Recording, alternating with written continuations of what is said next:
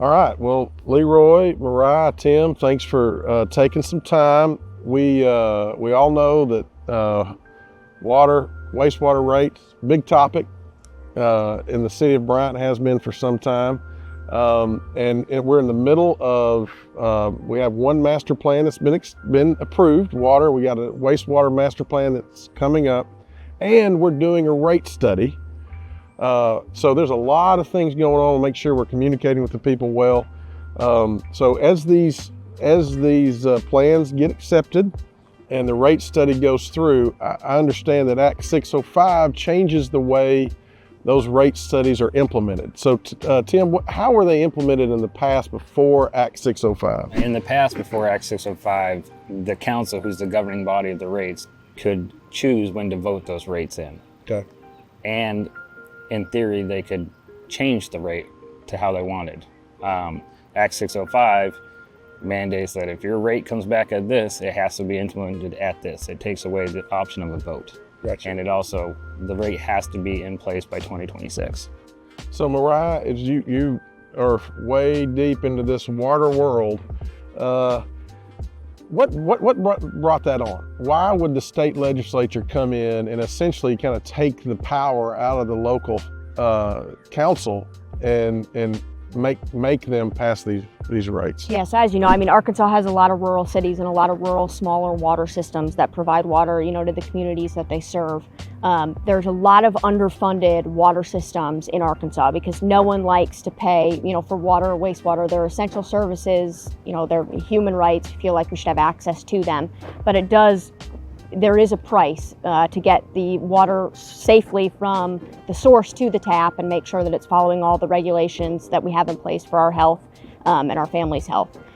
So they got together and they said, we're going to make sure that people are getting consistent rate studies done so that people are evaluating how much it costs to get that water from the source to the tap safely and cover the full cost of service so that they can continue to do it efficiently, safely, follow all the regulations so that we're not seeing systems and communities that are going without water or they're in jeopardy of losing employees because they can't pay them or, they're breaking permits, things like that. So Act 605's point is to really make sure that systems are not only consistently evaluating their system and making sure that they're staying up to date on the things that they need to stay up to date, but it's also taking the decision away from the governing body and making sure that these systems are able to be properly covered from debt service, operation and maintenance, capital improvements, things like that. So us completing our master plans really helps ensure that we're making sure the proper capital improvement plan goes into that rate study so we're set up for the future. So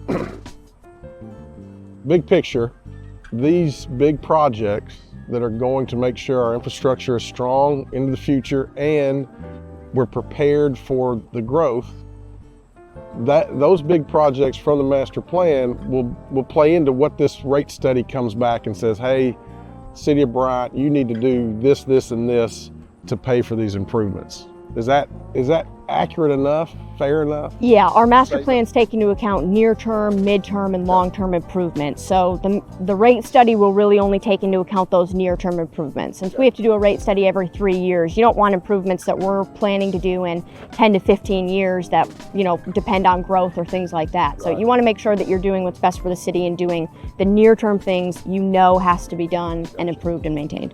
Now, Leroy, you've been on the wastewater committee for a while now. How has that changed your perspective before, as a resident, before you were on that committee, and now that you've you've been in the belly of the beast, you've seen the details? Well, you get into the details. Before you just get a water bill and you think, doggone, that's too high. But when you see the cost of the raw water, the cost of sewage, and then with 605. What it encompasses is you have to do everything correct, and in the past Brian had not always done it 100% correct, and there's a cost, and I hate a high water bill, but it in order, like you said, to have safe water and sewage, because I've had issues with the sewage side too, and in order to have the system working properly, it takes the funds. Yeah.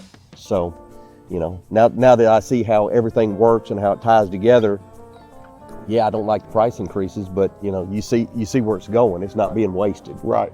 I think that's a big part of what we're trying to do with the communication piece is make sure that the people know what they're paying is being invested in this infrastructure, in the staff, in the people that keep things running, to make sure that we've got a sustainable infrastructure future for water and wastewater for years to come. That's ultimately our goal, is to set the next generation up well with our infrastructure. And as a consumer, and then now seeing part of the process, I think we're paying a little bit on what was not done 25, 20, 15 years ago, when, you know, if we'd have done this properly, it probably wouldn't be quite as expensive now. Yeah. I mean, cities in Arkansas are going to see, you know, with Act 605 coming in, it's a great forward-thinking bill. It's going to set sustainable systems up for the future, for a better future. But it is going to be growing pains for some of these systems that really haven't been able to keep up, and they haven't been able to have the revenue. So there's definitely going to be some growing pains, but hopefully we're just setting the citizens up for a better future. Well, we're going to work really hard at communication, and one of the things I would like to, if I could, have had a magic wand and change kind of our mentality. Again, as a consumer, I pay the bills. I pay the same bills as everybody else. Is seeing this as an investment in our future. Like, I get it. The cost is an issue. We struggle with that. We all are struggling with different things financially, but it helps me to know that I'm investing in Bryant when I pay that bill. I'm investing in Bryant's future to make sure that we do have good infrastructure in place for water and sewer that are foundational. We have no water and sewer, we have no city, right? Nobody wants to live here. So it's foundational for our growth and our future. And so thank you all for your time, and thank you for your investment and making sure we get this right. Yeah.